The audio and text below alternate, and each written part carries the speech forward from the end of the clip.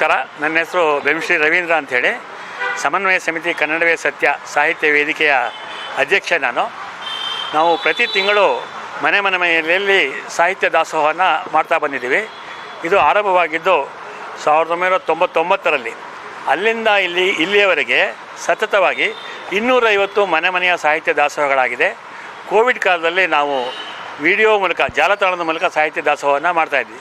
ಸಾಹಿತ್ಯ ದಾಸೋಹ ಅಂದರೆ ಬೇರೆ ಬೇರೆ ಲೇಖಕರು ಬಂದು ತಮ್ಮ ಲೇಖನಗಳನ್ನ ಓದ್ತಕ್ಕಂಥದ್ದು, ಅದರ ಬಗ್ಗೆ ಅಧ್ಯಕ್ಷರು ವಿಮರ್ಶೆ ಮಾಡ್ತಾರೆ. ಈ ಥರ ನಡೀತಾ ಇದೆ.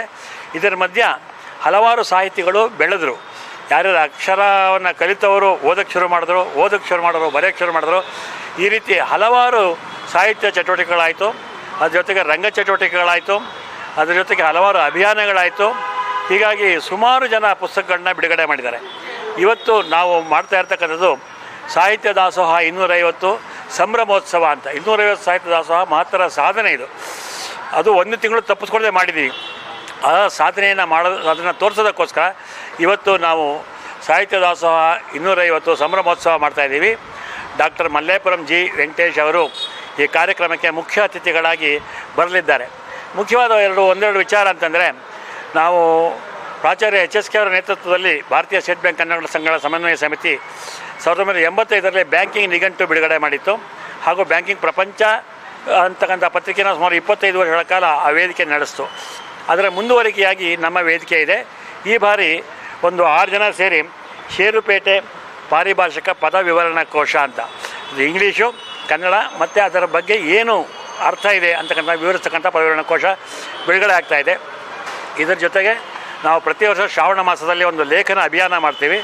ಅದು ಮಕ್ಕಳ ಲೇಖನ ಅಭಿಯಾನದ ಪುಸ್ತಕ ಸಂಕಲನ ತುತ್ತೂರಿ ಬಿಡುಗಡೆ ಆಗ್ತಾಯಿದೆ. ಮತ್ತು ಇನ್ನೊಂದು ಅಭಿಯಾನದ ಪುಸ್ತಕ ಬಿಡುಗಡೆ ಆಗ್ತಾಯಿದೆ.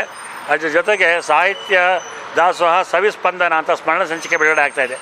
ಇದೆಲ್ಲ ವೇದಿಕೆ ವತಿಯಿಂದ ಬಿಡುಗಡೆ ಆಯಿತು ಅಂತಂದರೆ, ನಮ್ಮ ಲೇಖಕರು ನಮ್ಮ ವೇದಿಕೆಯಲ್ಲಿ ಕ್ರಿಯಾಶೀಲವಾಗಿ ಭಾಗವಹಿಸ್ತಾ ಇರೋರು 42 ಪುಸ್ತಕಗಳನ್ನು ಇವತ್ತು ಬಿಡುಗಡೆ ಮಾಡ್ತಾಯಿದ್ದಾರೆ. ನಮ್ಮ ವೇದಿಕೆ ದೃಷ್ಟಿಯಲ್ಲಂತೂ ಇದು ಮಹತ್ವದ ದಾಖಲೆ. ಎಲ್ಲ ಪುಸ್ತಕಗಳು ಬಂದಿದೆ, ಅದು ಮಾರಾಟಕ್ಕೆ ಕೂಡ ಅದನ್ನು ಇಡಲಾಗಿದೆ.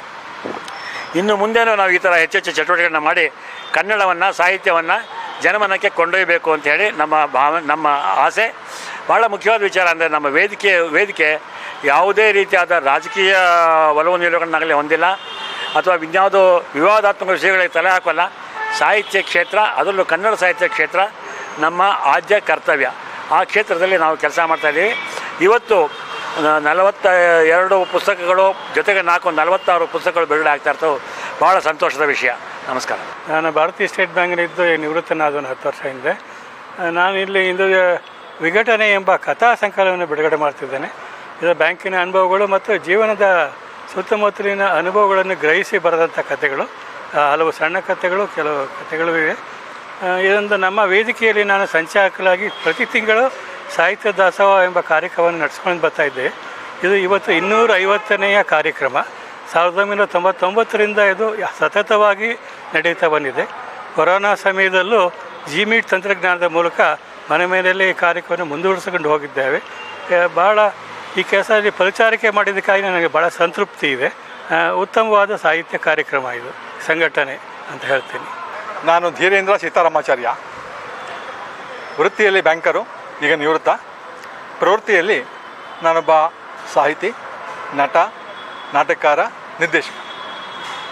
ಇವತ್ತು ನಮ್ಮ ಕನ್ನಡವೇ ಸತ್ಯ ಸಮನ್ವಯ ಸಮಿತಿದು 250ನೇ ದಾಸೋಹದ ಆಚರಣೆದು ಸಂಭ್ರಮೋತ್ಸವ ನಡೀತಾ ಇದೆ. ಈ ಸಂಭ್ರಮೋತ್ಸವದಲ್ಲಿ 41 ಜನ ತಮ್ಮ ಪುಸ್ತಕಗಳನ್ನು ಬಿಡುಗಡೆ ಮಾಡ್ತಾಯಿದ್ದಾರೆ. ಬಹುಶಃ ಇದು ಒಂದು ದಾಖಲೆ ಅಂತ ಅನಿಸುತ್ತೆ. ಪ್ರಕಾಶಕರು ಇದಕ್ಕಿಂತ ಜಾಸ್ತಿ ಮಾಡಿರ್ಬೋದು, ಆದರೆ ಒಂದು ಸಂಸ್ಥೆ, ಆ ಸಂಸ್ಥೆಯ ಸದಸ್ಯರು 41 ಪುಸ್ತಕಗಳನ್ನ ಒಂದೇ ದಿವಸ ಬಿಡುಗಡೆ ಮಾಡ್ತಾ ಇರೋದು ಒಂದು ನಿಜವಾಗ್ಲೂ ದಾಖಲೆ. ಅದಕ್ಕೆ ಇದು ಸಂಭ್ರಮೋತ್ಸವ ಅನಿಸ್ಕೊಂಡಿದೆ. ಮೊದಲಿಂದ ನಾವು ಕನ್ನಡ ಪರವಾಗಿ ಹೋರಾಟ ಮಾಡ್ಕೊಂಡು ಬಂದಿದ್ದೀವಿ ಬ್ಯಾಂಕಲ್ಲಿ. ಈಗ ನಿವೃತ್ತಿ ಆದಮೇಲೆ ನಮ್ಮ ಹವ್ಯಾಸ ಪೂರ್ತಿ ಸಾಹಿತ್ಯದ ಕಡೆಗೆ ಹೋಗಿದೆ. ಇವತ್ತು ಒಂದು ನಾಟಕ ಕೂಡ ಇದೆ. ನಮ್ಮ 250 ದಾಸೋಹ ಏನಾಯಿತು ಅದರದ್ದು ಒಂದು ಸಾರವನ್ನು ಹಿಡಿದು ನಮ್ಮ ಪ್ರೇಕ್ಷಕರ ಮುಂದೆ, ನಮ್ಮ ಸದಸ್ಯರ ಮುಂದೆ ಇಡುವಂಥ ಒಂದು ಪ್ರಯತ್ನ ಇದೆ. ಅದಕ್ಕೆ ಸಾಹಿತ್ಯ ದಾಸೋಹ ದೋಹ ಅಂತ ಹೆಸರಿಟ್ಟಿದ್ದೀವಿ. ಹಾಗೆ ನನ್ನೊಂದು ಪುಸ್ತಕ ಇದೆ ಇವತ್ತು. ಆ ಪುಸ್ತಕದಲ್ಲಿ 3 ನಾಟಕಗಳನ್ನ ಬಿಡುಗಡೆ ಮಾಡ್ತಾಯಿದ್ದೀನಿ. ಒಂದು ಕನ್ನಡದ ಕೈ ಕೈಲಾಸಂ ಅಂತ, ಟಿಪಿಕಲ್ ಕೈಲಾಸಂ ಅಂತ ಹೇಳಿ ನರಸಿಂಹನಂದು ಬರೆದಿದ್ರು ಮುಂಚೆ, ಆದರೆ ಅದು ಹಸ್ತಪತಿ ಮಾತ್ರ ಇತ್ತು. ಆ ಹಸ್ತಪತಿ ಕೂಡ ಇಲ್ಲ, ಈಗ ಪ್ರಿಂಟು ಆಗಿಲ್ಲ. ಅದು ಸಿಂಹ ಅವ್ರು ಮಾಡ್ತಾಯಿದ್ರು, CR ಸಿಂಹ ಮಾಡ್ತಾಯಿದ್ರು. ಅದು ನೋಡಿದ್ದು ನಾನು. ಆ ನೋಡಿದ್ರ ಮೇಲೆ ಜ್ಞಾಪಕ ಇಟ್ಕೊಂಡು ನನ್ನದೇ ಅಂಥ ಒಂದು ಇದನ್ನು ಸೃಷ್ಟಿ ಮಾಡಿಕೊಂಡು ಹೊಸದಾಗಿ ನಾನು ಪುನರ್ ಸೃಷ್ಟಿ ಮಾಡಿದ್ದೀನಿ. ಅದು ಕನ್ನಡದ ಕೈ ಕೈಲಾಸಂ ಅಂತ. ಅದ್ರ ಜೊತೆಗೆ HSK ಅವರ 3 ಪ್ರಬಂಧಗಳು, ಮಾವಿನ ಹೆಣ್ಣು ಅಂತ, ಇನ್ನೊಂದು ಉರ್ಕಮ್ಮನ ಸಂಸಾರ ಅಂತ, ಅವೆರಡೂ ನಾಟಕಗಳನ್ನ ನಾನು ಮಾಡಿದ್ದೀನಿ.